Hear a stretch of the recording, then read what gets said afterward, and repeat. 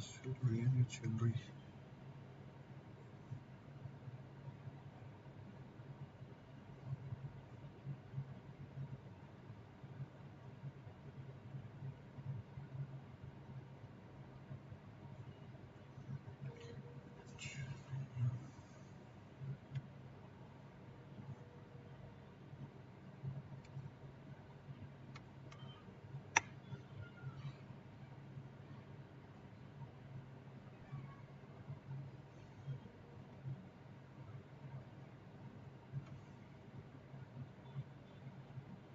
चलिए,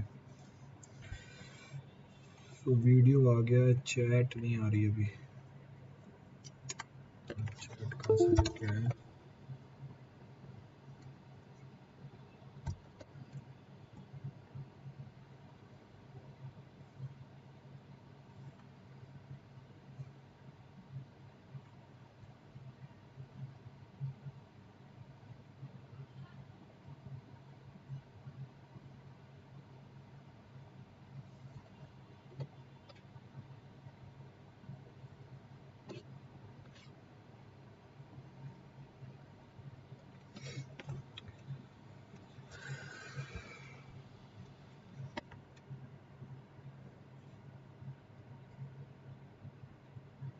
अगर audio video आ रहा है, 1 मिनट वेट करना है, मेरे यहाँ पे वीडियो नहीं चल रहा है।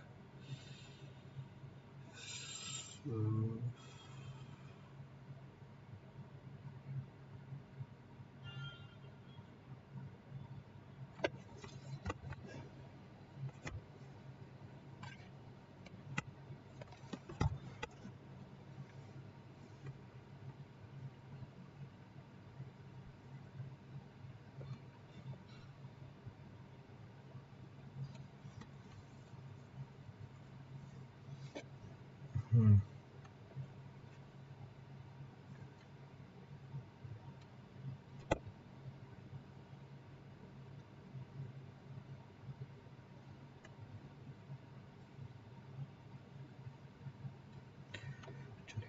Good evening everyone.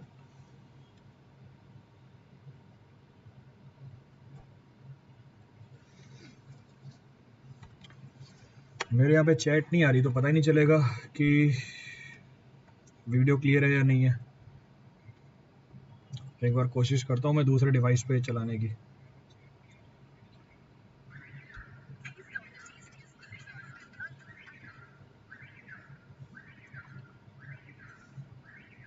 चैट आ रही है, हाँ ऑल क्लियर है, दूसरे डिवाइस पे आ रहा है। हाँ, अब एक बार कमेंट कर दीजिए, ऑडियो वीडियो क्लियर है सबके लिए? Is audio video clear for all?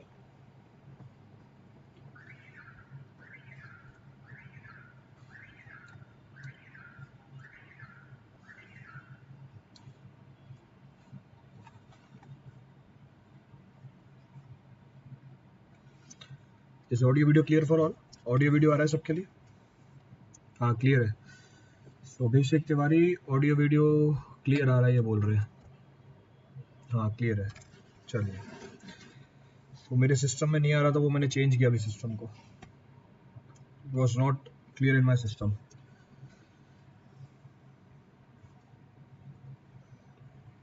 Audio video clear है।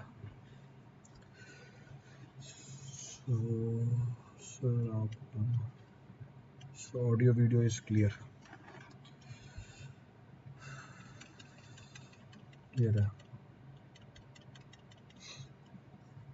चलिए, लास्ट क्लास में क्या डिस्कस कर रहे थे हम? जी, last class we were discussing what? शुरू में ऐड आती है, वो क्लिक हो गई add.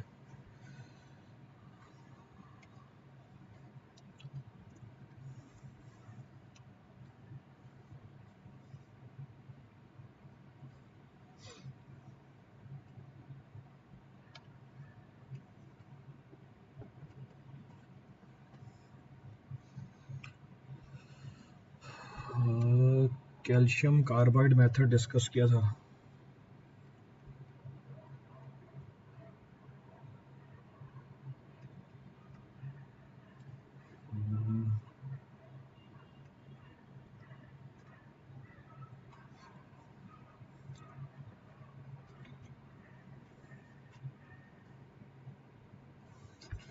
Method to find the water content. एक मिनट रुको, मैं सिस्टम ऑन कर लूँ। आज इतने दिनों बाद ऑन किया, सब कुछ इधर उधर हो गया।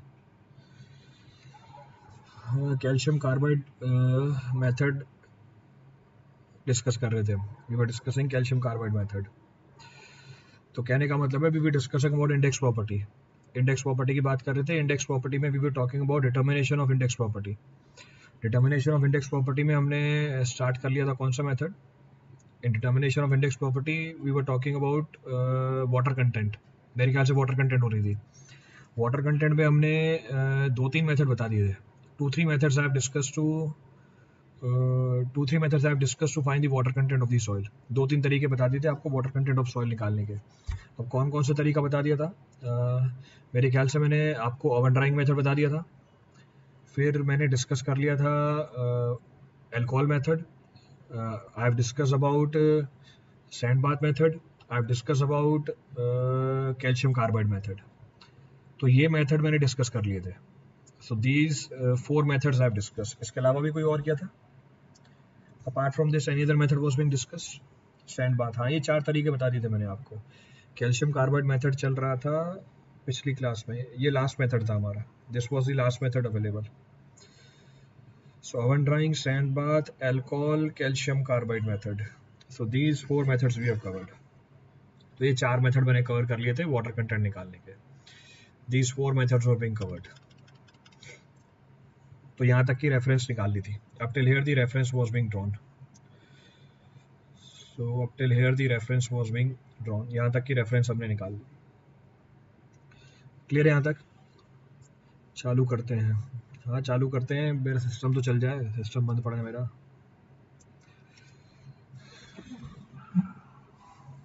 जो की दे रखी थी वो की से स्टार्ट ही नहीं हो रही थी क्लास, बट दूसरी की से स्टार्ट करिए क्लास। सिस्टम ऑन हो जाए, बस 1-2 मिनट बता रहा है, then will start. So there are several other methods available to find the water content of the soil. अब इसके अलावा भी बहुत सारे तरीके हैं वाटर कंटेंट को निकालने के। अब एक एक करके उसको डिस्कस करते हैं। तो there are several other methods available to find the water content of the soil, will discuss that method. उन मेथड्स को हम डिस्कस करते हैं। तो अगला तरीका जो अवेलेबल है हमारे पास वाटर कंटेंट को निकालने का, अब सॉइल प्लीज कंटिन्यू रखिएगा। सब कुछ पता है मुझे कौन सी चीज़ कब करानी है, अपने हिसाब से मैं सब कुछ करा लूँगा। सो चॉयर मेथड कर लिए थे। 4 मेथड्स वी हैव डिस्कस। पांचवा तरीका is pycnometer method. So next of the method available is pycnometer method. So next method available to find the water content of the soil is termed as pycnometer method. अब ये pycnometer method क्या होता है उसको समझने की कोशिश करते हैं। We'll try to understand what is this pycnometer method. So पहला पॉइंट तो पिक्नोमीटर क्या होता है, what is pycnometer. So first point says pycnometer. So first point says pycnometer is 900 ml flask with conical top. So with conical top, तो 900 ml flask है जिसका conical top है। चालू ही नहीं हो रहा सिस्टम बहुत स्लो है। with conical top, so with conical top having 6 mm diameter, having 6 mm diameter, so having 6 mm diameter। तो पहला पॉइंट तो यही मेंशन किया कि पिक्नोमीटर क्या है। अब मेरे से इसका डायग्राम बनेगा नहीं परफेक्टली, फिर भी इसको बना के दिखाने की कोशिश करता हूँ मैं। तो कुछ इस तरीके से दिखता है, it will appear somewhat like this. कुछ इस तरीके से होती है पिक्नोमीटर। सो ये कोनिकल टॉप है, इट हैज़ कोनिकल टॉप। इसका वॉल्यूम होता है 900 ml। सो वॉल्यूम है 900 ml। सर भाई हम ऐसा करा देंगे, सर को पता है। चलिए हाँ ठीक है, करा दूंगा मैं। I discuss all the things, जितनी भी चीज़ों की रिक्वायरमेंट होगी एवरीथिंग आई डिस्कस। तो पहला पॉइंट ये बोल रहा है कि पिक्नोमीटर होता क्या है। पिक्नोमीटर 900 ml फ्लास्क होता है जिसका कोनिकल टॉप मिलेगा आपको, top of each is conical, तो जिसकी कोनिकल टॉप होती है। नेक्स्ट पॉइंट ऑफ रेफरेंस, ये मेथड सूटेबल है सिर्फ उन्हीं सॉइल के लिए जिनकी स्पेसिफिक ग्रेविटी हमें पता है। So this method is suitable. So next point says this method is suitable, this method is suitable only for those soil whose specific gravity is known.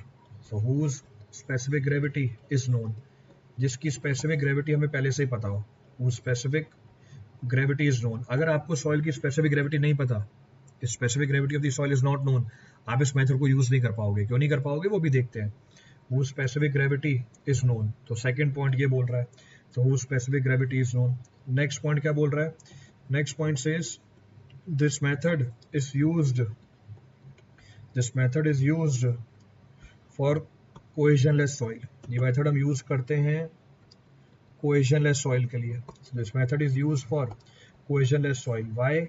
As for cohesive soil,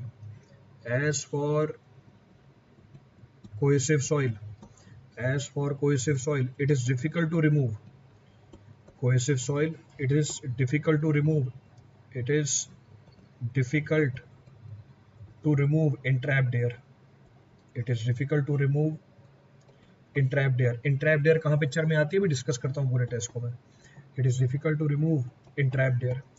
cohesive soil में इंट्रैप्ड air हटाना मुश्किल पड़ जाता है. कौन सी इंट्रैप्ड air, वो भी देखते हैं, और इंट्रैप्ड एयर से क्या दिक्कत होती है वो भी देखते हैं अभी. So it is difficult to remove entrapped air.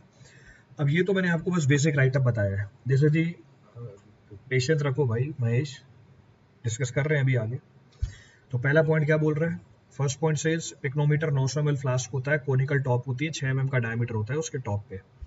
Next point बोल रहा है ये मेथड आप तभी अप्लाई कर पाओगे जब आपको सॉइल की स्पेसिफिक ग्रेविटी पहले से पता हो. अगर सॉइल की स्पेसिफिक ग्रेविटी पहले से नहीं पता, ये मेथड यूज ही नहीं कर सकते. क्यों नहीं यूज कर सकते भी आगे देखेंगे, that will C. Next point क्या बोल रहा है? नेक्स्ट मेथड बोल रहा है ये सूटेबल है सिर्फ कोहेजनलेस सॉइल के लिए, क्योंकि कोहेसिव सॉइल में से हम इंट्रैप्ड एयर को रिमूव नहीं कर पाते. और अगर मैं इंट्रैप्ड एयर को रिमूव नहीं कर पाऊंगा, हमारे टेस्ट में क्या दिक्कत आएगी वो भी समझते हैं. What the problem in our test, that will try to understand. अब करते ही क्या इस टेस्ट के अंदर, what do we do in this test? इस टेस्ट में हम पिक्नोमीटर लेते हैं. तो हमने पिक्नोमीटर लिया, एम्प्टी पिक्नोमीटर. तो पहला स्टेप है एम्प्टी पिक्नोमीटर है, this is the first step. Empty pycnometer का मास नोट कर लिया.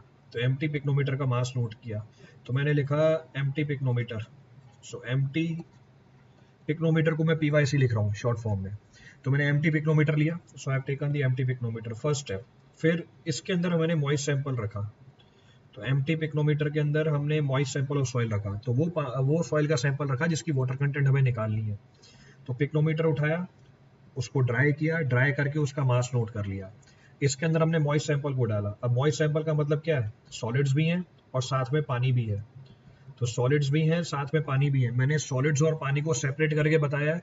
सॉलिड और पानी सॉइल में सेपरेट नहीं होंगे. It is only for understanding point of view. ये आपके समझ के पॉइंट ऑफ व्यू सही है.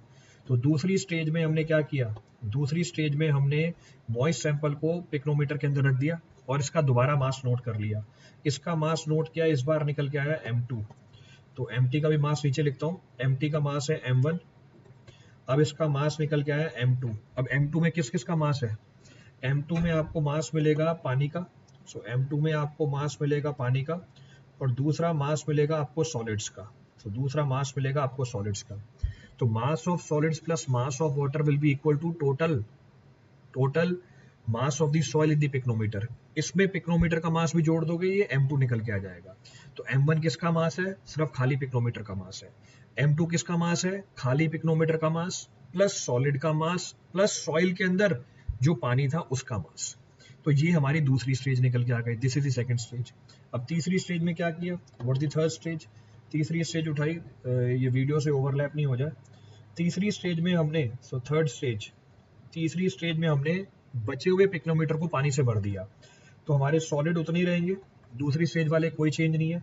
हमारा पानी उतना ही रहेगा, दूसरी स्टेज वाला कोई चेंज नहीं है. तो ये तो सेम चला. मैं कलर चेंज करके आपको तीसरी स्टेज में जो एडिशनल पानी मिलाया वो दिखा रहा हूँ. ये भी पानी ही है, पर मैं पानी का कलर चेंज कर रहा हूँ ओनली फॉर योर रेफरेंस. तो आपकी समझ के लिए तीसरी स्टेज में जो मैंने एडिशनल पानी मिलाया वो मैंने ग्रीन कलर से दिखा रखा है. इसका मतलब जो खाली जगह थी वो मैंने पानी से फिल कर दी. मैंने अब तीसरी स्टेज में दोबारा पिक्नोमीटर का मास निकाला. तीसरी स्टेज में मास निकल के आया M3. अब M3 और M2 में फर्क क्या है? M3 और M2 में फर्क ये है कि दूसरी स्टेज में पूरा पिक्नोमीटर पानी से नहीं भरा हुआ था. तीसरी स्टेज में हमने बचे हुए पिक्नोमीटर को भी पानी से भर के उसका मास निकाला हुआ, यानी M3 की वैल्यू M2 से ज्यादा निकल के आएगी. M3 will come out to be more than M2. ये हमारी तीसरी स्टेज होती है. अब आपको तीसरी स्टेज में ध्यान रखना है, तीसरी स्टेज में ध्यान रखना है कि कोई एयर प्रेजेंट नहीं हो उसके अंदर, there should be no air present. इसका मतलब प्रैक्टिकली जब हम टेस्ट करते हैं, प्रॉपर स्टरिंग करते हैं इसकी, we go for the proper stirring. तो सॉइल को प्रॉपरली स्टर किया जाता है ताकि सॉइल के अंदर जो एयर प्रेजेंट है वो रिमूव हो जाए। इसका मतलब सॉइल के अंदर एयर प्रेजेंट नहीं होनी चाहिए। सॉइल के अंदर एयर बच गई, आपके टेस्ट में एरर आएगा। क्या एरर आएगा हमारे टेस्ट में, वो भी आगे देखते हैं। What the error in our test, that will see in due course. पर अभी के लिए तीसरी स्टेज में टेस्ट परफॉर्म करने के लिए आपको सारी एयर को रिमूव करना पड़ेगा फ्रॉम द सॉइल सैंपल। ये हमारी थर्ड स्टेज हुई। जब हमने मास निकाल लिया पिक्नोमीटर का थर्ड स्टेज के अंदर, अब हम चौथी स्टेज पे जाते हैं। चौथी स्टेज में क्या करते हैं, हम पूरे पिक्नोमीटर को खाली कर देते हैं। We empty the entire pycnometer. जैसे ही पूरा पिक्नोमीटर खाली किया, इसको हमने क्लीन किया, अंदर सॉइल चिपक जाएगी इसके, तो अंदर सॉइल चिपकी हुई है, सॉइल को रिमूव किया, इसको हमने दोबारा पानी से फिल कर दिया। तो चौथी स्टेज में हमने पिक्नोमीटर को दोबारा पानी से भरा। अब सिर्फ पानी है पूरे पिक्नोमीटर के अंदर। So the fourth stage you only have water in the pycnometer. ये चौथी स्टेज है, ये मैंने वीडियो से थोड़ा ऊपर बना के दिखाया आपको। तो चौथी स्टेज में क्या है हमारे पास, पिक्नोमीटर में सिर्फ पानी है। तो ये 4 स्टेज में टेस्ट परफॉर्म किया जाता है। This test is performed in 4 stages. पहली स्टेज खाली पिक्नोमीटर का मास लिया, दूसरी स्टेज मॉइस्ट सैंपल डाला उसके अंदर, दोबारा मास नोट किया, तीसरी स्टेज पिक्नोमीटर में जो खाली जगह थी उसमें हमने पानी भरा। पानी को भरते हुए ध्यान रखा कि सारी एयर रिमूव हो जानी चाहिए। एयर रिमूव नहीं हुई तो आपके टेस्ट में एरर निकल के आएगा। चौथी स्टेज में हमने पिक्नोमीटर को एम्प्टी किया, एम्प्टी करने के बाद दोबारा पानी से फिल कर दिया, again filled with the water, इसका मास नोट कर लिया M4। तो ये चार ऑब्जर्वेशंस या रीडिंग आएंगी हमारे टेस्ट के अंदर। अब इन चारों की मदद से हम वाटर कंटेंट निकाल लेंगे। कैसे निकाल लेंगे वाटर कंटेंट, चेक करो। वाटर कंटेंट होता क्या है, what is being termed as water content. Water content का मतलब है mass of the water to the mass of solid, यही है। So mass of the water in the mass of the solid. कौन सी स्टेज में, दूसरी स्टेज में, ध्यान रखना, एक प्रॉपर केयर। दूसरी स्टेज में जो मास ऑफ वाटर है और दूसरी स्टेज में जो मास ऑफ सॉलिड है उसके रेशियो को हम वाटर कंटेंट बोलेंगे। हाँ, वो एक अलग बात है, मास ऑफ सॉलिड चेंज नहीं हो रहा पिक्नोमीटर के अंदर, मास ऑफ सॉलिड यही रहेगा। अब मेरे को ये दोनों चीजें कैलकुलेट करनी है। कैसे कैलकुलेट करूं, तो मुझे ये बताओ, what is the mass of water, what is the mass of water in pycnometer, in stage 2, in stage 2। मेरे को मास ऑफ वाटर चाहिए इन पिक्नोमीटर इन स्टेज 2। चेक करो, ये मेरे को इस पानी का मास निकालना है जो स्टेज 2 के अंदर है। कैसे निकालूं, अगर मैं स्टेज 2 के मास से स्टेज 1 का मास घटा दूं, यानी पिक्नोमीटर का मास घटा दूं, क्या मिल जाएगा सिर्फ हमें, मास of solid and mass of water. इसमें से मास ऑफ सॉलिड को भी घटा दो, क्या बच जाएगा, मास ऑफ वाटर बच जाएगा। इसका मतलब मैं बोल सकता हूँ मास of the water in stage 2। So mass of the water in stage 2, तो ये है हमारा मास of water. So mass of the water in stage 2 can be written as what? It can be written as M2 minus M1 minus mass of the solid. दूसरी stage में जो pycnometer का मास आया उसमें पहली स्टेज के मास को घटाया और सॉलिड के मास को घटा दिया, आपको मास ऑफ वाटर मिल जाएगा इन स्टेज 2। अब M2 पता है, M1 पता है, क्या बच गया, बस मास ऑफ सॉलिड बच गया निकालना। अब मास ऑफ सॉलिड कैसे निकाले, चेक करो, how to calculate the mass of solid.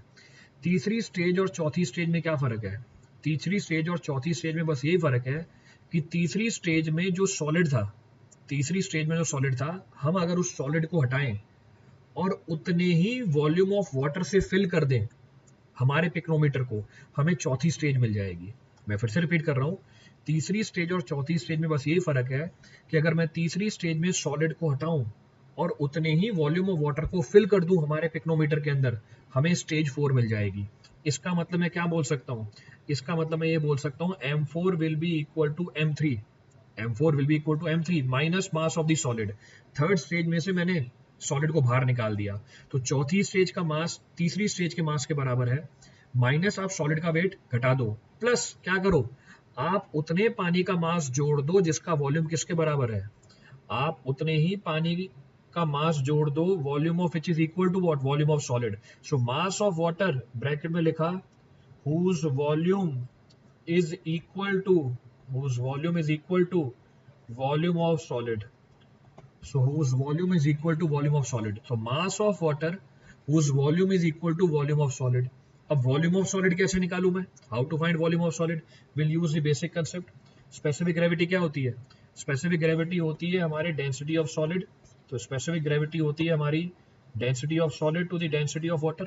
Density of solid का मतलब है mass of solid to the volume of solid to the density of water, यानी वॉल्यूम ऑफ सॉलिड कितना हुआ, वॉल्यूम ऑफ सॉलिड हुआ mass of solid divide by specific gravity into density. तो मुझे mass of water चाहिए, मुझे mass of water चाहिए। Why there is a gap in lecture? Because I was not well, hence there is a gap in lecture. So since I am also a human being, I cannot teach if I am suffering from COVID. So I have to take a rest. Hence I have taken a rest. Thereby there was a gap in the lecture. इसलिए lecture में gap था. चलिए, so मुझे mass of water लिखना है जिसका volume solid के volume के बराबर है. So M4 is equal to M3 minus mass of solid. मुझे mass of water लिखना है. Mass of water will be equal to volume of water. So it is equal to volume of water into density of water. M4 will be equal to M3 minus mass of solid. Volume of water किसके बराबर है? Volume of water बराबर है volume of solid के. So volume of water बराबर है volume of solid के. So volume of water बराबर है volume of solid के. अगर आप लोग ये फालतू के सवाल नहीं पूछो, मेरी टेक केयर वैसी हो जाएगी. तो अगर आप फालतू के सवाल नहीं पूछोगे, मेरा ध्यान वैसे ही हो जाएगा. So volume of water is equal to volume of solid. So volume of solid into density of water. Volume of solid हमने निकाल रखा है. So M4 is equal to M3 minus mass of solid minus mass of solid plus volume of water which is equal to volume of solid. Volume of solid क्या है? It is equal to mass of solid divided by specific gravity into density of water divided by density of water. So divide by density of water. ये तो cancel out हो गया. इसका मतलब यहाँ से हम क्या निकाल सकते हैं? यहाँ से हम मास ऑफ सॉलिड निकाल सकते हैं. From this relationship I can calculate the mass of solid. So from here we can calculate the mass of the solid. तो अगर मास ऑफ सॉलिड निकालूं मैं यहाँ से, तो इस रिलेशनशिप से मास ऑफ सॉलिड निकालूं, तो इसको मेरे को इधर लेके आना पड़ेगा, उधर लेके जाना पड़ेगा. सो M4 माइनस M3. सो M4 minus M3, M3 minus M4 करना पड़ेगा. G इधर आएगी. सो G को अगर इधर लेके आए, so MS by G. So MS by G. So mass of solid. So mass of solid minus mass of solid by specific gravity is equal to M3 minus M4. So M3 minus M4. चलिए, सही है. So mass of solid लिया G minus 1 by G. This is equal to M3 minus M4. तो आ गया mass of solid. So mass of solid is equal to M3 minus M4 divide by G into G minus 1. So divide by G into G minus 1. Check करना, यही value निकल के आ रही है. This is the mass of solid coming out. So G, अच्छा उल्टा है, G ऊपर जाएगा, G minus 1 नीचे आ जाएगा. So G ऊपर जाएगा, G minus 1 नीचे आ जाएगा. So G divide by G minus 1. ये हमने mass of solid निकाल लिया. This is the mass of the solid which is coming out. It means now all the references are known to us. मुझे mass of water पता है, मुझे mass of solid पता है. तो mass of water, mass of solid दोनों चीजें पता है. निकाल लो water content. Water content will be equal to mass of water. This is equal to M2 minus M1 minus MS divided by mass of solid. ये हमारी water content है. तो इसको और simplify करें. M2 minus M1 divide by mass of solid minus 1. Mass of solid relation में निकाल रखा है. सो M2 minus M1 divide bye M3 minus M4. तो divide bye M3 minus M4 into specific gravity minus 1. So this is how you can calculate the water content using pycnometer method. तो हमें M1, M2, M3, M4 पता है. इसके अलावा हमें soil की specific gravity भी नोन होनी चाहिए. Apart from this we should also know the specific gravity of the soil. इसलिए शुरू में क्या लिखा था हमने? शुरू में हमने ये लिखा था कि आप ये टेस्ट तभी परफॉर्म कर पाओगे अगर आपको सॉइल की क्या पता है, स्पेसिफिक ग्रेविटी पता है. You can perform this test if you know the specific gravity of the soil. तो अगर स्पेसिफिक ग्रेविटी नहीं पता तो हम ये टेस्ट परफॉर्म ही नहीं कर सकते. This test can not be performed. Clear है चीज? दूसरा पॉइंट ऑफ रेफरेंस, अगर हमारे तीसरे स्टेज में एयर बच जाएगी, तो हमारे टेस्ट में एरर कहाँ आएगा?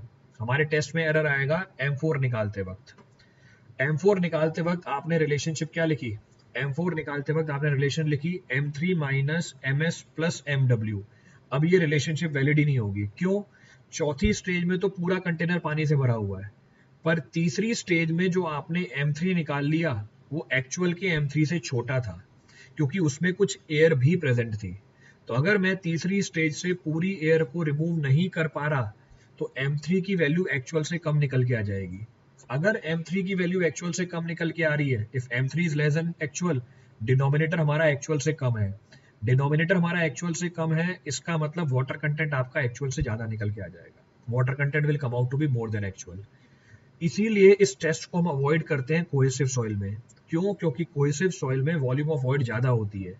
वॉल्यूम ऑफ वॉइड ज्यादा होती है, इसका मतलब वॉल्यूम ऑफ एयर ज्यादा मिलेगी आपको। इसीलिए उस ज्यादा एयर को कंप्लीटली रिमूव कर पाना प्रैक्टिकली पॉसिबल नहीं होता। Hence this test is not suitable for cohesive soil. इसलिए ये टेस्ट सूटेबल नहीं होता कोहेसिव सॉइल के लिए। क्लियर है चीज? तो ये भी एक तरीका है हमारे पास। This is also one of the method to find the water content of the soil. ये भी एक तरीका है जिसको आप यूज कर सकते हो वाटर कंटेंट निकालने के लिए। अब कोई सा ही पॉइंट रिपीट करना हो इस पूरी कहानी में से, any of the point to be referred from this entire story.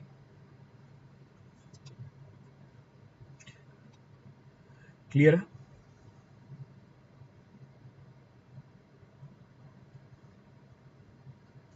कोई सा ही पॉइंट रिपीट करना हो इसमें से, any step to be referred from this now.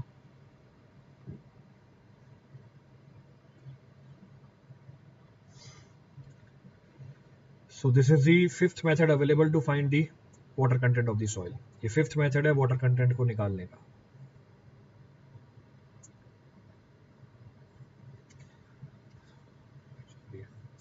Clear है? आगे बढ़े?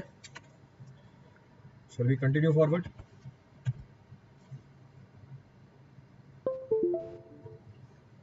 चलिए आगे बढ़ते हैं। So we'll continue forward. Next of the method available, छठा method is radiation method. So next of the method available to find the water content of the soil is termed as radiation method. Second last step, ये second last step water content क्या था हमारा? Water content was mass of water निकाल रखा है ये देखो। This is the mass of water divided by mass of the solid, mass of solid ये निकाल लिया आपने। This is the mass of solid, तो मैंने mass of water को डिवाइड कर दिया mass of solid से, वैल्यू सब्स्टिट्यूट कर दी। I have substituted the values, simplify करके रिजल्ट निकाल लिया। चलिए, so next of the method is radiation method. अब क्या radiation method can be referred from the name, नाम से समझ में आ रहा है radiation method। पहला पॉइंट क्या बोल रहा है? First point says it is a field method, ये एक फील्ड मेथड है। तो ये एक फील्ड मेथड, जैसे पिक्नोमीटर हमारा लैब मेथड था, ये एक फील्ड मेथड है। ये क्या हो गया? So it is a field method to be adopted to find the water content of the soil. ये फील्ड मेथड है जो हम यूज करते हैं वाटर कंटेंट को निकालने के लिए। So radiation method is a field method. So first point says ये एक फील्ड मेथड है, so it is a field method. Next point says in which two steel casings are lowered into the soil. Two steel casings are lowered into the soil mass to be tested, जो भी soil की आपको testing करनी है। तो दो steel casing को हमने लोअर किया सॉइल मास के अंदर जिसकी टेस्टिंग करनी है। बाकी टेस्ट में आपको डायरेक्टली बता देता हूँ कि करते क्या है। हमने दो स्टील केसिंग को लोअर किया उस सॉइल मास के अंदर जिसकी हमें टेस्टिंग करनी है। तो हॉलो केसिंग्स होती हैं, तो जिस भी सॉइल की आपको टेस्टिंग करनी है उसके अंदर हमने दो स्टील केसिंग को लोअर किया। तो लेट सपोज ये हमारा सॉइल का सैंपल है जिसकी हमें टेस्टिंग करनी है। एक स्टील केसिंग में हमने एक रेडियो एक्टिव मटीरियल को लोअर किया। In one steel casing we lower the radioactive material. अब ये रेडियो एक्टिव मटीरियल कौन सा यूज करते हैं? So we use the radioactive material. Practically जिस रेडियो एक्टिव मटीरियल को यूज किया जाता है दिस इज कोबाल्ट 60। तो practically the radioactive material which is use is cobalt 60। तो पहली केसिंग में हमारा रेडियो एक्टिव मटीरियल, दूसरी केसिंग में हमने लोअर किया डिटेक्टर। तो दूसरी केसिंग में हमने लोअर किया डिटेक्टर को। तो पहली केसिंग में है हमारा रेडियो एक्टिव मटीरियल, दूसरी केसिंग में हमारा डिटेक्टर। अब रेडियो एक्टिव मटीरियल क्या करता है? Radioactive material radioactive rays को इमिट करता है, यानी गामा रेस को इमिट करता है। So we'll say radioactive material will emit the gamma rays. बीच में पानी है, तो हमारे सॉइल के सैंपल के अंदर पानी के मॉलिक्यूल है, तो हमारे सॉइल के सैंपल के अंदर पानी के मॉलिक्यूल्स हैं, तो हमारे सॉइल के सैंपल के अंदर पानी के मॉलिक्यूल्स हैं। रेडियो एक्टिव मटेरियल ने रेडियो एक्टिव रेस को इमिट किया, यानी गामा रेस को इमिट किया। अब इन गामा रेस के अंदर जो न्यूट्रॉन्स होते हैं वो जाके स्ट्राइक करते हैं पानी के मॉलिक्यूल के साथ। तो neutrons in this gamma rays will strike with the molecule of the water. Molecule of पानी कहां पर प्रेजेंट है? मॉलिक्यूल ऑफ पानी प्रेजेंट है सॉइल के वॉइड्स के अंदर। तो रेडियो एक्टिव मटेरियल ने जब गामा रेस को इमिट किया, उसके जो न्यूट्रॉन्स हैं वो जाके स्ट्राइक करते हैं पानी के मॉलिक्यूल के साथ, टू बी मोर प्रिसाइज पानी के अंदर जो हाइड्रोजन होता है उसके साथ जाके टकराते हैं। तो ये न्यूट्रॉन्स जब पानी के हाइड्रोजन के साथ जाके टकराते हैं, ये अपनी एनर्जी लूज करते हैं, they loses a certain amount of their energy. जो बचे हुए न्यूट्रॉन्स हैं वो डिटेक्ट किए हमने डिटेक्टर की मदद से।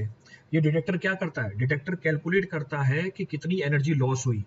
जितनी ज्यादा एनर्जी लॉस होगी इसका मतलब उतना ही ज्यादा पानी प्रेजेंट है, और हम उस एनर्जी लॉस को कैलिब्रेट करा देते हैं with the water content of the soil. The loss of the energy of these neutrons present in the gamma rays is further calibrated with the water content of the soil, जो भी हमारे medium के अंदर present है। तो इस method का principal क्या है? इस मेथड का प्रिंसिपल है, हमने रेडियो एक्टिव मटेरियल की मदद से गामा रेस को एमिट कराया, उसके अंदर जो न्यूट्रॉन्स हैं वो जाके टकराते हैं पानी के हाइड्रोजन के एटम के साथ, वो अपनी एनर्जी लूज करते हैं।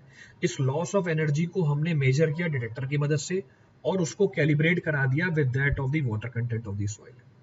अब मेथड तो बहुत ही अच्छा है, पर साथ में आप खुद बता दो ड्रॉबैक क्या है इस मेथड की। What is the drawback of this method? What is the drawback of this method? Method बहुत अच्छा है, वाटर कंटेंट निकाल के दे देगा आपको फील्ड में, पर इस मेथड की ड्रॉबैक क्या निकल के आती है? कॉस्ट तो है ही, साथ में और क्या दिक्कत है? टेस्ट परफॉर्म करते वक्त आपको बहुत सारी सेफ्टी प्रिकॉशंस लेनी पड़ जाएंगी। इकोनॉमिकल तो है ही नहीं, वो एक अलग बात है। आपको टेस्ट परफॉर्म करते हुए सेफ्टी प्रिकॉशंस बहुत लेनी पड़ेगी, क्योंकि हमें क्या करना है? रेडियो एक्टिव मटेरियल के साथ डील करना है। We have to deal with the radioactive material. तो कहने का मतलब है सेफ्टी यहाँ पे ज्यादा कंसर्न हो जाती है। तो वो एक सेकेंडरी एस्पेक्ट है, इट इज सेकेंडरी एस्पेक्ट। हम डिस्कस क्या कर रहे हैं कि पानी का मेजरमेंट कैसे कर सकते हैं सॉइल के अंदर, तो ये भी एक तरीका है पानी की मेजरमेंट करने का। So this is also one of the method to measure the water content of the soil. Clear है? So radioactive material expensive है, moreover safety का भी ध्यान रखना पड़ता है हमें. We have to take proper care of the safety also. So now last of the method available is torsional balance method. So last of the method available is torsional balance method. Skill required. बिल्कुल सही बात है, skill required. So last of the method available is torsional balance method. क्या है torsional balance method? First point says in this method infrared rays. So in this method infrared rays are used for drying the soil. Infrared rays को use करते हैं soil को dry करने के लिए. Next point बोल रहा है this method is suitable for those soils which quickly reabsorbs the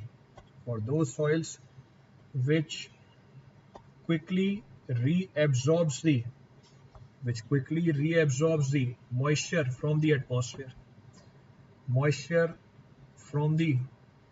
atmosphere. तो ये दो चीजें मैंने मेंशन कर दी हैं. अब इसके टेक्निक देखते हैं क्या इन्वॉल्व है. तो पहला पॉइंट तो बोल रहा है इस मेथड में हम इंफ्रारेड रेस को यूज करते हैं हमारे सॉइल के सैंपल को ड्राई करने के लिए. सेकंड पॉइंट ऑफ रेफरेंस, ये मेथड सूटेबल है उन्हीं सॉइल के लिए जो पानी को बहुत जल्दी एब्जॉर्ब कर लेते हैं एटमॉस्फेयर में से. जैसे एग्जांपल फाइन ग्रेन सॉइल, तो वो बहुत जल्दी एब्जॉर्ब कर लेती है पानी को दोबारा एटमॉस्फेयर में से, उसके लिए ये मेथड सूट कर जाता है. इस मेथड का प्रिंसिपल क्या है? इस मेथड का प्रिंसिपल है हम यूज करते हैं टॉर्शनल बैलेंस को. टॉर्शनल बैलेंस के एक आर्म में रखा, यानी एक तरफ हमने रखा सॉइल का सैंपल, ये हमारा है सॉइल का सैंपल. तो एक तरफ रखा हमने सॉइल का सैंपल जिसका हमें वाटर कंटेंट निकालना है. दूसरी तरफ हमने रखा लैंप. लैंप क्या करता है? इंफ्रारेड रेस को इमिट करता है. इनिशियली दोनों को रखने के बाद जो हमारी ऊपर गेज है इसकी रीडिंग 0 निकल के आती है. तो हमने इसको कैलिब्रेट किया जब दोनों चीजें रखी, सॉइल का सैंपल रखा, ये हमारा लैंप रखा, दोनों को रखने के बाद हमारी रीडिंग निकल के आई 0. रीडिंग किसकी है? वाटर कंटेंट की. This is the reading of water content. कौन सा water content? W dash with respect to the total weight of the soil. अब हमारे लैंप ने इंफ्रारेड रेस को इमिट कर दिया. लैम्प ने इंफ्रारेड रेडियस को एमिट किया। इसका मतलब जैसे ही रेज सॉइल के सैंपल के अंदर जाएंगी पानी वेपराइज होना स्टार्ट होगा। जब पानी वेपराइज होना स्टार्ट होगा इसका मतलब ये है कि लैंप का टॉर्क बढ़ता जाएगा in comparison to the soil का टॉर्क। तो लैंप का टॉर्क है, ये सॉइल का टॉर्क है। इनिशियली हमने दोनों को कैलिब्रेट करा दिया 0 रीडिंग से, पर जैसे जैसे हमारे सॉइल का सैंपल ड्राई होता जाएगा वैसे वैसे लैंप का टॉर्क बढ़ता जाएगा। एक पॉइंट पे आके पानी पूरा वेपराइज हो जाएगा। उस समय हम रीडिंग ले लेंगे हमारी डायरेक्टली गेज के ऊपर, और गेज के ऊपर रीडिंग किसकी आएगी निकल के W डैश की। गेज के ऊपर रीडिंग आएगी W डैश की। तो फायदा क्या मिला यहाँ पे, हमारा फायदा ये है इस टेस्ट का कि जैसे ही हमारा सैंपल ड्राई हो रहा है उसी समय इंस्टेंटली हमारी रीडिंग निकल के आ रही है वाटर कंटेंट की। इसको आप रिलेट करके देखो ओवन ड्राइंग मेथड के साथ। ओवन ड्राइंग मेथड में हमने सैंपल को ओवन से बाहर निकाला था।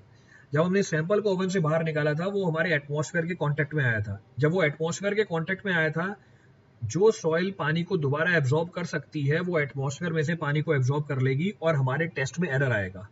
पर इस टेस्ट में उस एरर को हमने नलीफाई कराया क्योंकि यहाँ पर drawing and weighing is taking place simultaneously.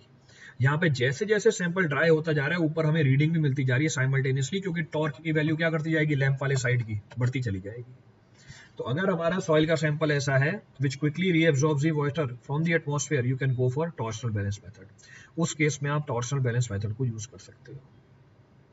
अब कोई सा ही पॉइंट रिपीट करना हो इस पूरी कहानी में से। जो लैंप है ये 250 वोल्ट का होता है, 250 वॉट का होता है, 50 हर्ट्ज फ्रीक्वेंसी का होता है, इज ऑफ 50 हर्ट्ज फ्रीक्वेंसी। तो ये स्पेसिफिकेशन है हमारे लैंप की। This is the specification of our lamp. अब कोई सा पॉइंट रिपीट करना हो उसमें से, any of the point to be referred from this law.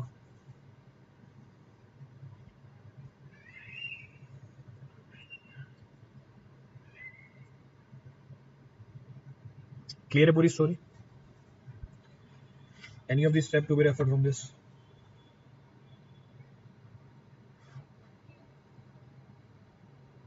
Clear है?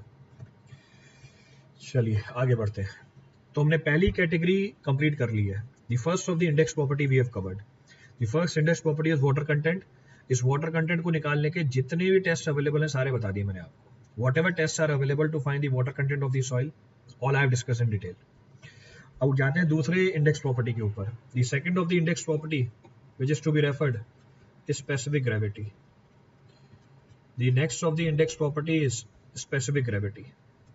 तो जो दूसरी इंडेक्स प्रॉपर्टी है उसको हम बोलते हैं स्पेसिफिक ग्रेविटी। अब स्पेसिफिक ग्रेविटी क्या होती है, क्या इसका मतलब होता है, कैसे डिफाइंड है, कितने तरह की स्पेसिफिक ग्रेविटी है, कितने टेम्परेचर पे मेजर की जाती है, ये सारी बातें आपको पीछे बता रखी हैं। यहाँ पे हम डिस्कस करेंगे कि स्पेसिफिक ग्रेविटी को मेजर कैसे किया जाता है, how specific gravity is measured. तो तरीका मैं पूरा बता दूंगा, एक बेसिक सा पॉइंट मेंशन कर देता हूँ। फर्स्ट पॉइंट क्या बोल रहा है, फर्स्ट पॉइंट बोल रहा है specific gravity. So first point says specific gravity of the soil. Specific gravity of the soil can be measured by, अब कैसे मेजर कर सकते हो, using 50 ml density bottle, 50 ml density bottle पहला तरीका। दूसरा 500 ml फ्लास्क, 500 ml फ्लास्क। तीसरा pycnometer जिसका वॉल्यूम होता है 900 ml, so whose volume is equal to 900 ml। तो स्पेसिफिक ग्रेविटी निकालने के लिए हमारे पास तीन तरह के कंटेनर हैं। एक 50 ml की डेंसिटी बॉटल, तो फर्क क्या है सब में फर्क है वॉल्यूम का। तो difference lies in the volume, बाकी है सारे के सारे हमारे बॉटल ही। तो एक 50 ml की डेंसिटी बॉटल है, दूसरा 500 ml का फ्लास्क है, और पिक्नोमीटर तो आप करके आए हो, उसका वॉल्यूम 900 ml का होता है। इन तीनों टाइप ऑफ कंटेनर के अंदर जो सीरीज ऑफ ऑब्जर्वेशन है वो सेम रहेंगी। इन तीनों ही कंटेनर में सीरीज ऑफ ऑब्जर्वेशन सेम रहेंगी, पर कौन सा कंटेनर कौन सी सॉइल के लिए सूट करता है उसकी डिस्कशन हम कर लेते हैं। That discussion will do. इनमें से सबसे एक्यूरेट है हमारी density bottle. The most accurate amongst the all is density bottle. इस डेंसिटी बॉटल को आप किसी भी तरह की सॉइल की स्पेसिफिक ग्रेविटी मेजर करने के लिए यूज कर सकते हो। किसी भी तरह की सॉइल मतलब चाहे वो कोहेसिव सॉइल हो, चाहे वो कोहेजनलेस सॉइल हो। कहने का मतलब है चाहे फाइन ग्रेन्ड सॉइल हो, चाहे हमारी कोर्स ग्रेन्ड सॉइल हो। तो 50 ml density bottle is the most accurate amongst the three. It can be used to find the specific gravity of any type of soil, either fine grained or coarse grained, or you can say for cohesionless soil, for cohesive soil। तो कोई सी भी soil के लिए आप use कर सकते हो। 500 ml की जो फ्लास्क है और पिक्नोमीटर है, इसको हम यूज करते हैं सिर्फ कोर्स ग्रेन्ड सॉइल के लिए। It is only being used for coarse grain soil और कोहेजनलेस सॉइल। इसको हम फाइन ग्रेन सॉइल के लिए यूज नहीं करते। रीजन वही है कि फाइन ग्रेन सॉइल में से एयर रिमूव कर पाना कंपैरेटिवली डिफिकल्ट होता है। अगर हम डेंसिटी बॉटल यूज करते हैं, इसमें हम नॉन पोलराइजिंग लिक्विड यूज करते हैं, पानी यूज नहीं करते हैं। So if you want to find specific gravity of the soil using 50 ml density bottle, then during the test water will not be used. A non-polarizing liquid will be used, that is either kerosene or naphthalene. तो ये चीज आपको ध्यान रखनी है। अगर आप 500 ml का फ्लास्क और पिक्नोमीटर यूज कर रहे हो फाइन ग्रेन सॉइल के लिए या कोहेसिव सॉइल के लिए, तो आपको इन दोनों में भी पानी की जगह केरोसिन या नेप्थालीन को यूज करना पड़ेगा। You have to use kerosene और नेप्थालीन। तो अभी तक तो बस मैंने आपको बेसिक जानकारी दी है कि कौन सी बॉटल कौन से टाइप ऑफ सॉइल के लिए यूज होती है और उनमें टेस्ट परफॉर्म करने के लिए कौन सा फ्लूइड यूज किया जाता है, which fluid is being used in a particular type of bottle. अब सीक्वेंस ऑफ ऑब्जर्वेशन क्या है हमारी, अब उसको समझते हैं। तो what we do, we take, मैं पिक्नोमीटर बता रहा हूँ आपको, आप कोई सा भी कंटेनर समझ सकते हो। तो मैंने एम्प्टी पिक्नोमीटर लिया, तो पहली स्टेज हमारा पिक्नोमीटर एम्प्टी है, तो हमारा पिक्नोमीटर एम्प्टी है, अंदर लिख दिया एम्प्टी। तो हमारा पिक्नोमीटर एम्प्टी है, इसका मास ले लिया m1। फिर क्या किया, दूसरे स्टेप के अंदर हमने इसमें ड्राई सॉइल डाली। जब वाटर कंटेंट निकाल रहे थे हमने मॉइस्ट सॉइल डाली थी। अब ध्यान रखना ये अवन ड्राइड सॉइल है, तो इसके अंदर हमने अवन ड्राइड सॉइल का सैंपल डाला, यानी सिर्फ क्या है, सॉलिड है। हमने इसका दोबारा मास ले लिया, तो दूसरी स्टेज के अंदर हमने मास नोट कर लिया m2। तो m2 क्या है, mass of empty pycnometer and mass of the solid, और you can say mass of the dry soil, कुछ भी बोला जा सकता है। तीसरी स्टेज में क्या किया, what we have done in the third stage, तीसरी स्टेज में हमने जो खाली जगह है पिक्नोमीटर के अंदर, उसको पानी से भर दिया, that is filled with the water. तो तीसरी स्टेज में जो खाली जगह है हमारे पिक्नोमीटर के अंदर, इसको हमने पानी से फिल कर दिया और दोबारा मास नोट कर लिया m3। Again we have noted the mass, तो हमने इसका मास नोट कर लिया m3। तो आपको अब ध्यान रखना है तीसरी स्टेज में पूरी एयर रिमूव हो जानी चाहिए, complete air is to removed. इसीलिए पूरी एयर को हटाने के लिए हमने ध्यान रखा था कि हम बड़ी बोतल छोटी सॉइल के लिए यूज नहीं करें, और अगर यूज कर रहे हैं तो साथ में हम केरोसिन या नेप्थालीन यूज करें, which is a non polarising liquid. और डेंसिटी बॉटल यूज कर रहे हो तो इसके लिए तो आपको यूज करना ही करना है केरोसिन को या नॉन पोलराइजिंग लिक्विड को। तो तीसरी स्टेज में आपने सारी एयर रिमूव करी और फिल कर दिया आपने इसको पानी से या केरोसिन से, तो डिपेंड करेगा कि आपने कौन सी बोतल यूज कर रखी है। अब चौथी स्टेज में क्या किया, हमने पूरे सॉइल को सैंपल को हटाया पिक्नोमीटर से, पानी को रिमूव किया, पिक्नोमीटर को साफ किया। पिक्नोमीटर को साफ करने के बाद हमने इसको दोबारा भर दिया पानी से। तो fourth stage we have again filled this with the water. तो चौथी स्टेज में हमने इसको दोबारा भर दिया पानी के साथ। तो चौथी स्टेज में पिक्नोमीटर में सिर्फ क्या है, पानी है। हमने इसका मास ले लिया m4, we have taken its mass m4। अब कोई सा ही पॉइंट रिपीट कर रहा हूं इन चारों स्टेप के अंदर, any of the point to be referred for any of the step. Clear है सीक्वेंस ऑफ ऑब्जर्वेशन। अब ये सीक्वेंस ऑफ ऑब्जर्वेशन जब निकल के आई, अब मेरे को निकालनी क्या है, स्पेसिफिक ग्रेविटी निकालनी है। स्पेसिफिक ग्रेविटी क्या होती है, स्पेसिफिक ग्रेविटी होती है mass of solids of given volume, define कर रखा है हमने इसको, to the mass of standard fluid. हमारा स्टैंडर्ड फ्लूइड क्या है, अभी पानी है, केरोसिन भी हो सकता है। Mass of standard fluid, so mass of standard fluid of same volume, तो mass of solid to the mass of water। मैं पानी लेके चल रहा हूँ, ध्यान रखना है आपको, volume of solid should be equal to volume of water. Volume of solid volume of water के बराबर होना चाहिए। तो पहले केस में मास ऑफ सॉलिड निकाल सकते हैं। थर्ड स्टेप में पानी क्यों रिमूव करते हैं, थर्ड स्टेप में पानी रिमूव थोड़ी नहीं करते हैं, थर्ड स्टेप में तो पानी डाला है, चौथे स्टेप में रिमूव किया पानी को हमने और सॉइल को। थर्ड स्टेप में तो मेरे को पानी ऐड किया है मैंने, तो in third step water is added in the pycnometer in the empty space and mass is noted. In fourth step we remove और we empty the pycnometer and again fill it with the water. चलिए measurement क्या करनी थी हमें, मास of solid की। तो mass of solid बताओ कितना होगा, so mass of solid ms will be equal to what, m2 minus m1।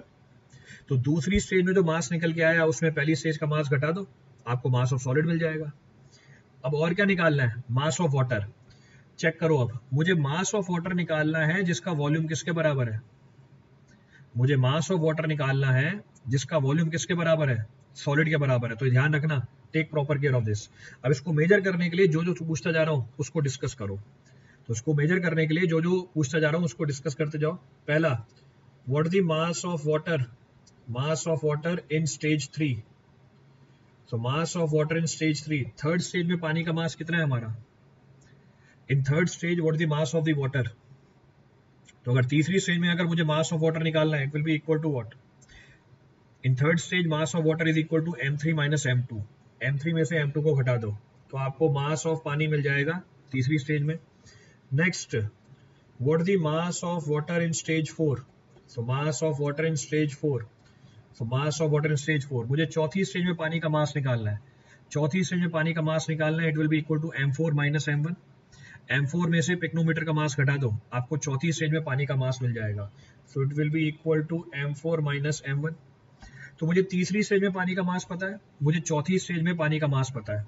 तो मुझे ये बताओ what the mass of water, mass of water whose volume is equal to volume of solid, whose volume is equal to volume of solid, निकाल सकते हैं वो।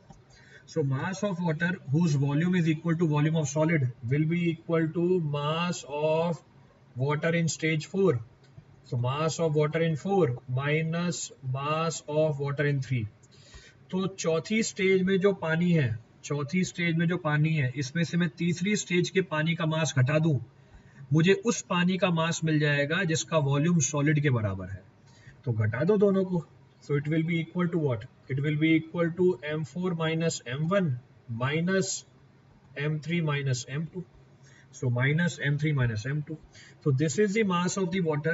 This is the mass of the water whose volume is equal to volume of solid. अगर मैं थोड़ा इसको rearrange करूं तो we can say m4 minus m3 minus m2 minus m1. So this is m2 minus m1. So m2 minus m1. तो m2 positive है तो m2 positive है, ये नेगेटिव है। सो m2 माइनस m1 क्या है हमारा?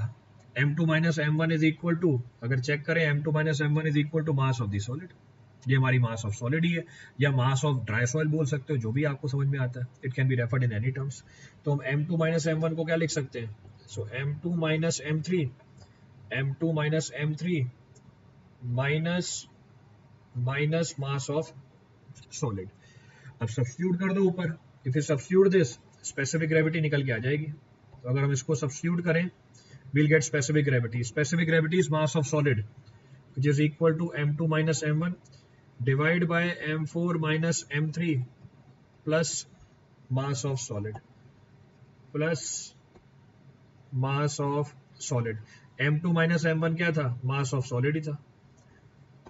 mass of solid upon m4 minus m3 plus mass of solid. This is how to calculate the specific gravity of the soil. तो ये हम स्पेसिफिक ग्रेविटी निकाल लेते हैं सॉइल की। तो तीनों ही कंटेनर के अंदर सीक्वेंस ऑफ स्टॉप सेम है। अब जो पीछे बातें बोली थी उसको समझने के लिए रेफरेंस निकालते हैं। पहला पॉइंट, अगर आपने डेंसिटी बॉटल यूज करी, इसको आप यूज कर रहे हो फाइन ग्रेन सॉइल के लिए। फाइन ग्रेन सॉइल में से एयर को रिमूव कर पाना कंपैरेटिवली मुश्किल होता है। कहने का मतलब है, जो पानी है वो जब पानी को हम एंटर कराते हैं पिक्नोमीटर के अंदर, ये पानी सॉइल के वॉइड्स में से जाके पूरी एयर को एक्सपेल नहीं कर पाता। इसीलिए, क्योंकि पानी एक पोलराइजिंग लिक्विड होता है, इसीलिए अगर आप डेंसिटी बॉटल यूज करते हो, हम केरोसिन की मदद लेते हैं। Kerosene is a comparatively better wetting reagent than water. Kerosene क्योंकि एक नॉन पोलराइजिंग लिक्विड है, या नेप्थालीन कंपैरेटिवली एक नॉन पोलराइजिंग लिक्विड है, ये ज्यादा वेटिंग रिएजेंट होते हैं। कहने का मतलब है, इस केरोसिन को या नेप्थालीन को जब सॉइल के सैंपल में आप मिलाओगे, ये वॉइड्स में पेनिट्रेट करके सॉइल के पार्टिकल के सरफेस को पूरा कवर कर देंगे और एयर को डिस्प्लेस कर देंगे। तो इसका मतलब हमारे टेस्ट की एक्यूरेसी कंपैरेटिवली ज्यादा निकल के आएगी अगर आपने नॉन पोलराइजिंग लिक्विड यूज किया with fine grained soil. Clear है पूरी कहानी? तो ये तरीका है हमारे पास स्पेसिफिक ग्रेविटी को मेजर करने का। This is the method available to find the specific gravity of the soil. अब कोई सा ही पॉइंट रिपीट करना हो इस पूरी स्टोरी में से, any of the point to be referred from this entire story.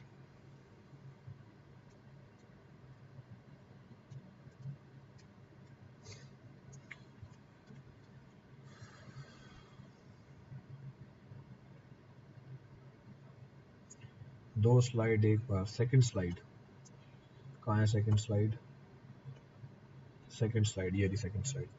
Equal volume वाला समझ में नहीं आया। कंपैरिजन के लिए बेस सेम होना चाहिए, तो जो भी आप सॉलिड का मास नोट कर रहे हो पानी के रिस्पेक्ट में, दोनों का वॉल्यूम आपको सेम लेके चलना है। So volume of water should be equal to volume of solid, तभी स्पेसिफिक ग्रेविटी हमारी डिफाइंड होती है। इसके लिए पीछे वाला लेक्चर देखो जिसमें स्पेसिफिक ग्रेविटी बताई थी।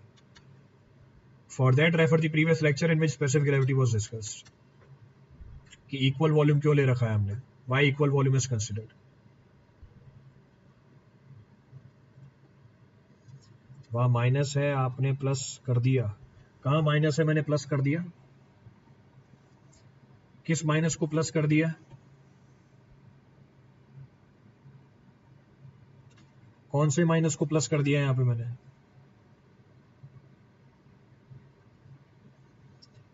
एमएस वाले को। सो एमएस वाले को M2 minus M1, so M2 minus M1, so M2 minus M1। Clear है? क्लियर है पूरी स्टोरी? रिपीट करना है इसमें से कुछ भी, अब कोई सा भी पॉइंट रिपीट करना हो?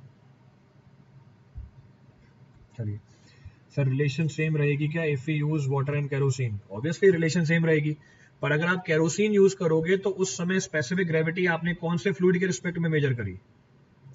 अगर आप केरोसिन यूज कर रहे हो टेस्ट के अंदर, if you are using the kerosene in the test, it means you are measuring the specific gravity with respect to kerosene. अभी आप पानी के रिस्पेक्ट में मेजर कर रहे हो, तो जहां जहां आपने यहाँ पे पानी लिखा हुआ है वहां पे आप क्या लिख दोगे? केरोसिन लिख दोगे। तो आप बोलोगे mass of solid of given volume to the mass of kerosene of same volume. It means we are measuring the specific gravity with respect to kerosene, not with respect to water. तो बस यही change निकल के आएगा, this will be the change. बाकी सारी कहानी वही रहेगी, rest of the story will be same.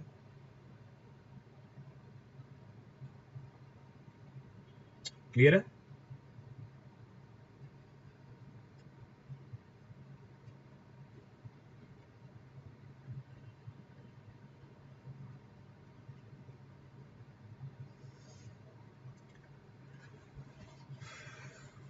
Repeat करना है इस पे और कोई point? Any other point to be referred from this now? So we have discussed the measurement of two of the index property, एक specific gravity और एक one specific gravity, the other is water content. So how to measure specific gravity, how to measure water content, that we have discussed.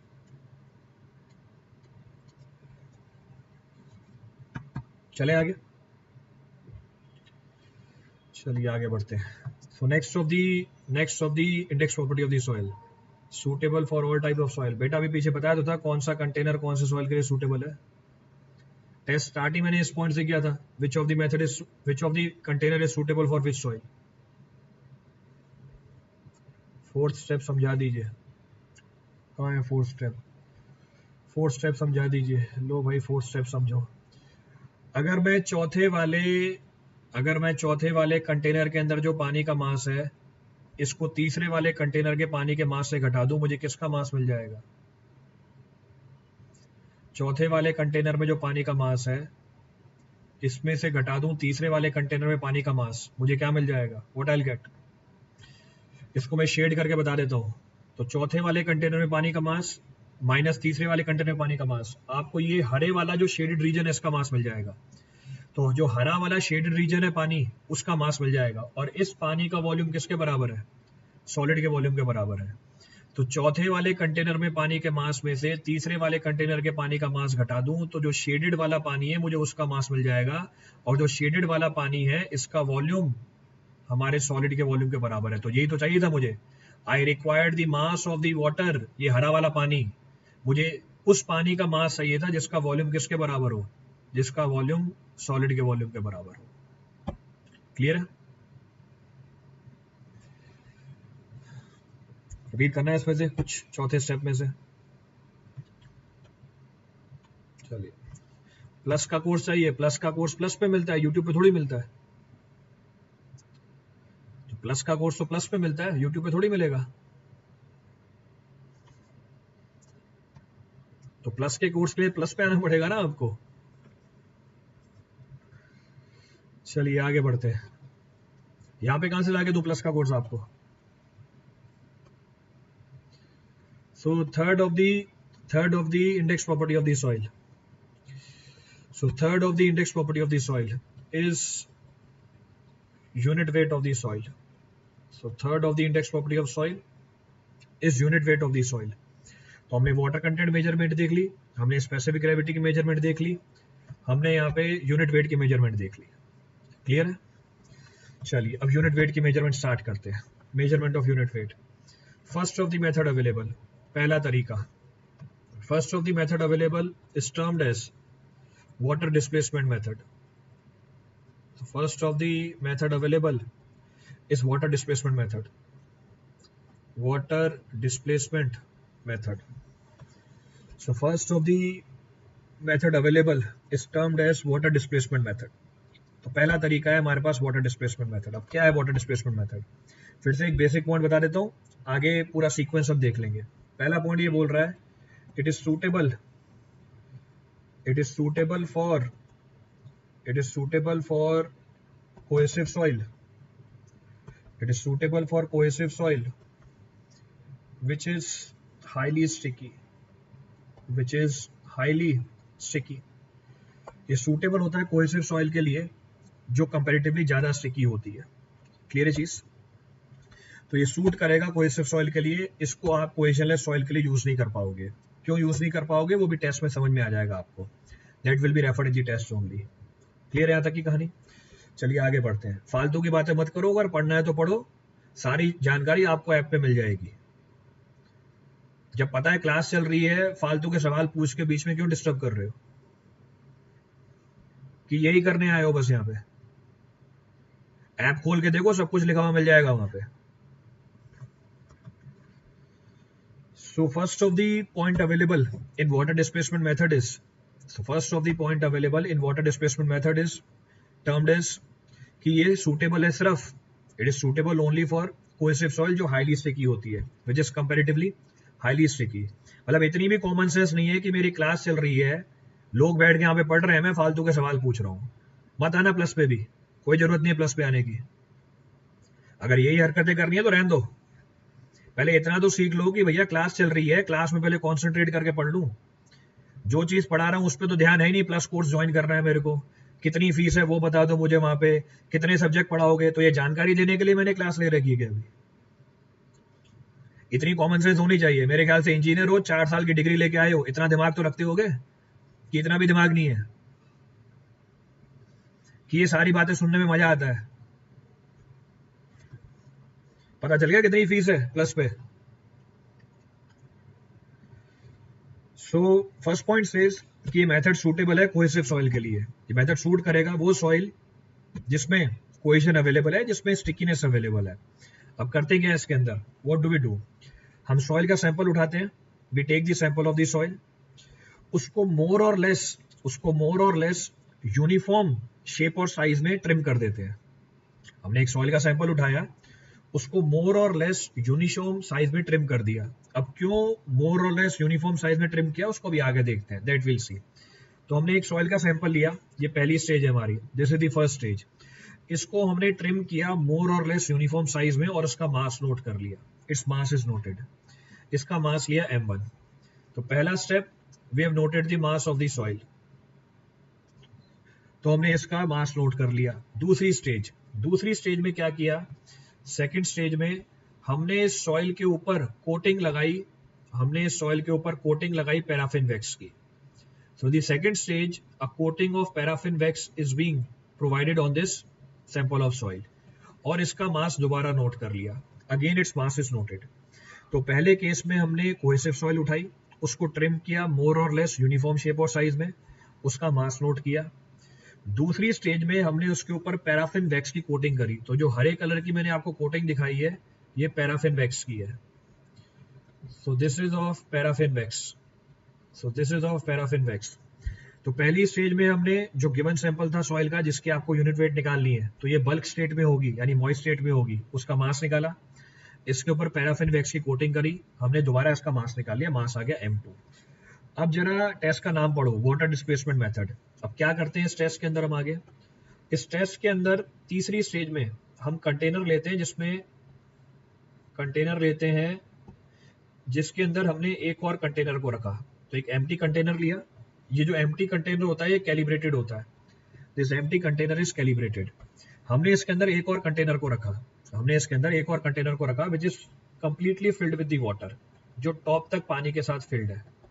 तो हमने एक खाली container लिया जो calibrated है, इसके अंदर हमने एक और कंटेनर रखा जो पूरा फिल्ड है पानी से, जिस completely filled with the water. इस पूरे पानी से भरे हुए कंटेनर के अंदर हमने दूसरी स्टेज वाले सॉइल के सैंपल को इमर्स किया। अब दूसरी स्टेज में सॉइल का सैंपल कैसा था, सॉइल के सैंपल के ऊपर पैराफिन वैक्स की कोटिंग थी। तो सॉइल के सैंपल के ऊपर पैराफिन वैक्स की कोटिंग हो रखी थी, तो सॉइल के सैंपल के ऊपर पैराफिन वैक्स की कोटिंग हो रखी थी। तो कंटेनर टॉप तक पानी के साथ भरा हुआ है, इसमें आपने सॉइल के सैंपल को इमर्स किया। आर्किमिडीज प्रिंसिपल आएगी बीच में, आर्किमिडीज प्रिंसिपल बीच में आएगी, कहने का मतलब है ये जो सॉइल का सैंपल है पानी को डिस्प्लेस करेगा, ये जो सॉइल का सैंपल है पानी को डिस्प्लेस करेगा। डिस्प्लेस पानी किसके अंदर आएगा, डिस्प्लेस पानी आएगा बाहर वाले कंटेनर के अंदर। तो अंदर वाले कंटेनर का पानी डिस्प्लेस हुआ और बाहर वाले कंटेनर के अंदर आ गया। अब सवाल ये है कि हमारी सॉइल कितने पानी को डिस्प्लेस करेगी। Our soil will displace how much quantity of water, हमारी जो सॉइल है वो कितने पानी को डिस्प्लेस करेगी।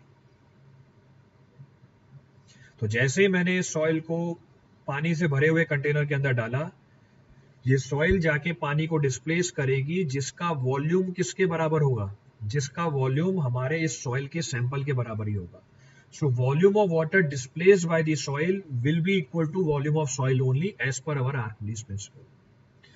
इसीलिए हमने इस टेस्ट का नाम क्या रखा हुआ है, वाटर डिस्प्लेसमेंट मेथड रखा हुआ है। तो इस टेस्ट के अंदर हम पानी की डिस्प्लेसमेंट को मेजर करते हैं। वेट होगा, वेट नहीं बेटा, volume, not weight, volume. So it is the volume of coated soil, बिल्कुल सही बात है, ये वॉल्यूम होगा कोटेड सॉइल का, वेट नहीं होगा। तो ये वॉल्यूम हमने नोट कर लिया। तो 3 रीडिंग आई हमारे पास, पहली रीडिंग M1, दूसरी रीडिंग M2, तीसरी reading volume of water displace. अब इन तीनों रीडिंग के बिहाफ पे हम यूनिट वेट ऑफ सॉइल निकाल लेते हैं। कैसे, चेक करो, बताओ। What the mass of paraffin wax, paraffin wax का मास कितना होगा, निकाल सकते हैं mass of paraffin wax, it will be equal to M2 minus M1। So M2 minus M1 हमारे पैराफिन वैक्स की मास आ गई। फिर हम वॉल्यूम निकाल सकते हैं पैराफिन वैक्स का। सो volume of paraffin wax will be equal to mass of paraffin wax divided by the density of paraffin wax। तो उसको डिवाइड कर दिया हमने पैराफिन वैक्स की डेंसिटी के साथ, तो पैराफिन वैक्स की डेंसिटी से डिवाइड कर दिया। पैराफिन वैक्स की डेंसिटी होती है 0.908 ग्राम पर ml, स्टैंडर्ड वैल्यू है।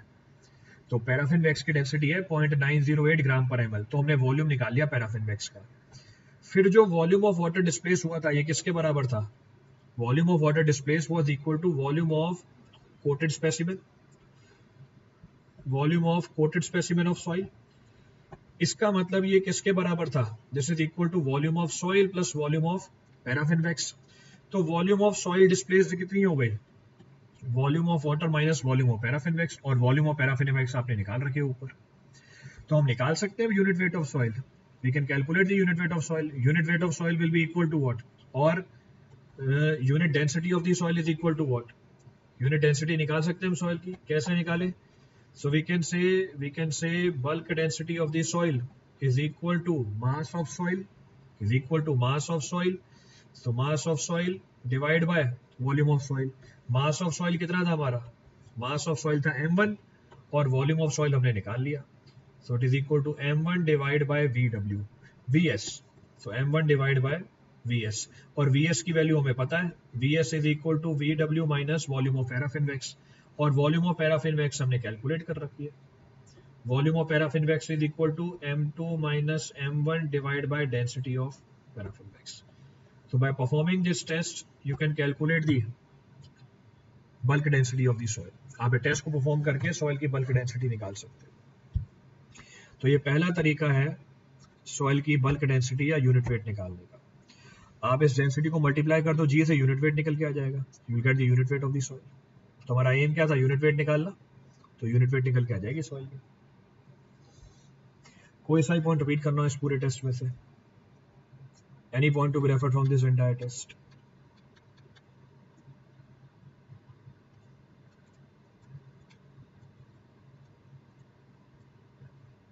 पैराफिन वैक्स की जगह वैसलीन यूज कर सकते हैं। पैराफिन वैक्स की जगह आप कुछ भी यूज कर सकते हो जो पानी को सॉइल के अंदर जाने से रोके।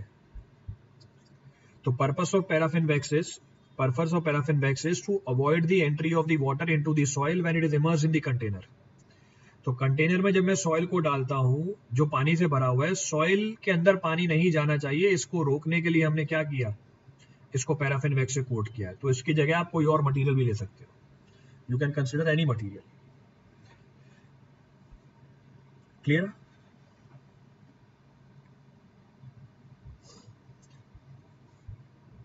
So practically we take paraffin wax. You can take any material which avoids the entry of the water into the soil during the test.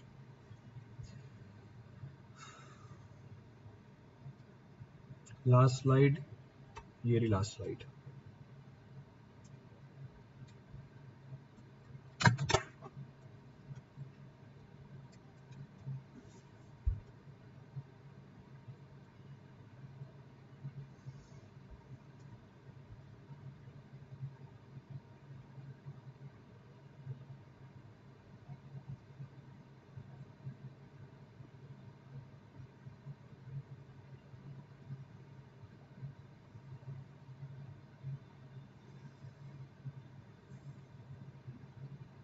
Clear है? रो पी ऊपर जाएगा, रो पी ऊपर जाएगा डिवाइडेड में m1 minus m2 divide by rho P. So वो divide कर रखा है। तो अगर ऊपर लेके जाओगे तो वॉल्यूम ऑफ वाटर से भी इसको मल्टीप्लाई करना पड़ेगा, तो वो डिवाइड किया हुआ था। सर वॉल्यूम ऑफ सॉइल में तो वॉइड का वॉल्यूम इंक्लूडेड है, बिल्कुल इंक्लूडेड है। वॉल्यूम ऑफ सॉइल के अंदर तो वॉल्यूम ऑफ वॉइड इंक्लूडेड है, तो क्या दिक्कत है उसके अंदर? What the problem in that? तो आपको यूनिट वेट सॉइल की तो निकालनी है, सॉलिड की थोड़ी निकालनी है। एम भी क्या था हमारा? To find the unit weight of the soil, not unit weight of solid. तो सॉइल के अंदर तो सॉइल का वॉल्यूम निकालोगे ना पूरा, पानी भी है, एयर भी है और सॉलिड भी है, तीनों का वॉल्यूम है उसके अंदर। It consist volume of all three. अगर इसी टेस्ट में मैं सैंपल को कोट नहीं करता और डायरेक्टली पानी में इमर्स कर देता, अगर इसी टेस्ट में मैं सैंपल को कोट नहीं करता पैराफिन वैक्स से और डायरेक्टली पानी में इमर्स कर देता, तो पानी जाता सॉइल के अंदर। अगर सॉइल के अंदर पानी चला जाता, इससे क्या फर्क पड़ता हमारे टेस्ट के ऊपर? In this test, if paraffin wax is not used for the coating of the soil and the soil is directly immersed in the container filled with the water, water will enter into the soil. What change it will induce in our calculation? हमारी calculation में क्या change आता? अब ये जो volume of water निकल के आता, ये किसके बराबर होता? This volume of water displaced would have been equal to what? Would have been equal to volume of solid. Would have been equal to volume of solid plus volume of water in the soil plus volume of air left। कहने का मतलब है आपको पूरी volume of soil नहीं मिलती, आपको पूरी वॉल्यूम ऑफ सॉइल नहीं मिलती बेटा। रीडिंग ज्यादा नहीं आती, रीडिंग छोटी आती। ये वॉल्यूम ऑफ वाटर डिस्प्लेस्ड पूरी सॉइल का वॉल्यूम नहीं होता, क्योंकि कुछ पानी एयर को रिप्लेस करके सॉइल के अंदर चला जाएगा। तो आपको ये जो वॉल्यूम ऑफ वाटर मिलता है, ये वॉल्यूम ऑफ सॉइल से कम मिलता। So volume of water would have been less than volume of soil, not actual volume of soil displaced. बिल्कुल सही बात है। क्लियर है पूरी कहानी अब? तो इसलिए पैराफिन वैक्स लगानी पड़ गई हमें। Volume of solid, volume of water, volume of air भी आती कुछ, certain amount of volume of air would have been कम। चलिए हो गया, बहुत जानकारी दे दी इस टेस्ट के बारे में। Enough information is given to you regarding this test. अब दूसरा टेस्ट उठाते हैं। दूसरा टेस्ट है हमारा submerged unit weight method. Submerged unit weight method. पहला पॉइंट क्या बोल रहा है? पहला पॉइंट बोल रहा है it is suitable for cohesive soil. It is suitable for cohesive soil, and first two steps are same as above, are same as of previous method. तो नेक्स्ट मेथड है हमारा सबमर्ज यूनिट वेट मेथड। पिछला था water displacement method, इस बार है submerge unit weight method. ये भी suitable है कोहेसिव सॉइल के लिए जो स्टिकी होती है, ये कोहेजनलेस सॉइल के लिए सूट नहीं करता। अगला पॉइंट बोल रहा है पहले दो स्टेप तो सेम है, पहले दो स्टेप सेम है मतलब हम सॉइल को ट्रिम करेंगे मोर और लेस यूनिफॉर्म शेप में, उसका मास नोट कर लेंगे M1। फिर इसके ऊपर हम पैराफिन वैक्स की कोटिंग लगाएंगे, पैराफिन वैक्स की कोटिंग लगाएंगे और इसका मास नोट कर लेंगे M2। तो ये कहानी तो सेम चली, यहाँ तक तो कोई चेंज नहीं है। अब till here the entire story is same. फर्क आता है तीसरे स्टेप के अंदर। अब तीसरे स्टेप में क्या फर्क आता है? In third step what we do, पिछले केस में हमने पानी को डिस्प्लेस कराया था, इसलिए टेस्ट का नाम क्या रखा था? पिछले केस में हमने पानी को डिस्प्लेस कराया था, इसलिए टेस्ट का नाम रखा था वाटर डिस्प्लेसमेंट मेथड। इस केस में हम सबमर्ज यूनिट वेट निकाल लेते हैं सॉइल का, इसलिए टेस्ट का नाम क्या रखा हुआ है? Submerge unit weight method. So in this method we find the submerged unit weight of the soil. How? By measuring the submerged weight of the soil. अब submerged weight कैसे मेजर करते हैं, इसको चेक करता है। कैसे चेक करें? हमने एक कंटेनर लिया which is filled with the water। तो कंटेनर लिया which is filled with the water, इसमें हमने सॉइल के सैंपल को डाल दिया, which is coated with the paraffin wax, और हमने इसके ऊपर वेइंग स्केल लगाई, और इसका वेट नोट कर लिया, M3। जरा मुझे कोई बताएगा ये M3 इसका कौन सा वेट है? तो तीसरे स्टेप में हमने सबमर्ज्ड वेट नोट कर लिया सॉइल का, तो M3 कौन सा वेट है इसका? M3 है submerged weight of the soil. So M3 will be termed as submerged weight of the soil, क्योंकि हमने सॉइल के सैंपल को पानी में सबमर्ज्ड किया हुआ है, इसीलिए टेस्ट का नाम भी क्या है? Submerged unit weight method. तो इसका मतलब पहले दो ऑपरेशन तो सेम है हमारे, पहली दो रीडिंग भी सेम है हमारी। किसमें चेंज आया? M3 के अंदर चेंज आया। तो M3 किसके बराबर होगा हमारा? M3 will be equal to M2 minus buoyancy force. तो हमारे सैंपल के ऊपर क्या क्या लग रहा है? एक तो इसका सेल्फ वेट लग रहा है M2, और क्या लगा इसके ऊपर? और इसके ऊपर बॉयंसी फोर्स लगी, तो it is being subjected to buoyancy force. तो अब हम बोल सकते हैं M3 जो रीडिंग निकल के आई it is equal to M2 minus buoyancy force. Buoyancy force किसके बराबर होता है? Buoyancy force is equal to weight of the water displaced by the object. तो ये पानी का वेट है which is displaced by the object, जो डिस्प्लेस किया हमारे ऑब्जेक्ट ने। पानी का वेट कैसे लिख सकते हैं? Volume of water into density of water. Volume of water displace किसके बराबर होती है? वॉल्यूम ऑफ वाटर डिस्प्लेस किसके बराबर होती है? वॉल्यूम ऑफ ऑब्जेक्ट के बराबर होती है। हमारा वॉल्यूम ऑफ ऑब्जेक्ट क्या है? हमारा वॉल्यूम ऑफ ऑब्जेक्ट है वॉल्यूम ऑफ सॉइल। तो हम यहां से निकाल सकते हैं volume of soil displace. Volume of soil displace will be equal to M2 minus M3। So volume of soil displace will be equal to M2 minus M3। So M2 minus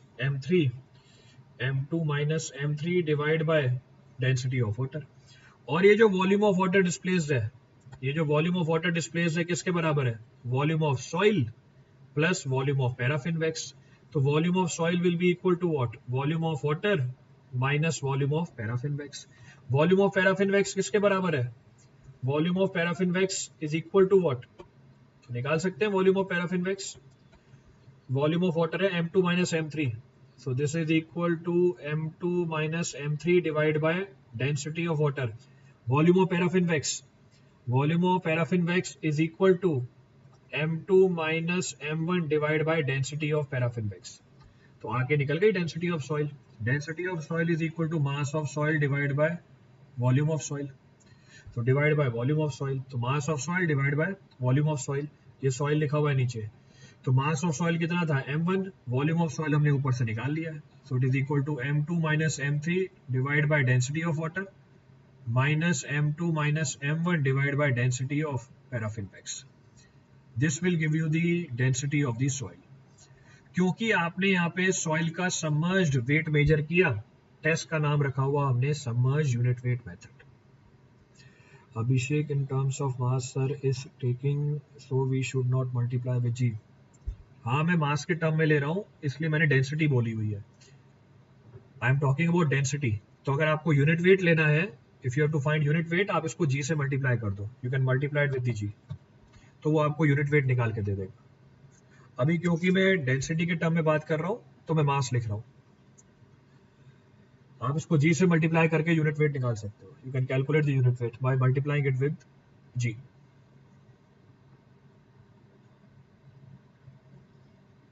clear है पूरी कहानी? कोई सा point repeat करना उसमें से? Any point to be referred from this for anyone?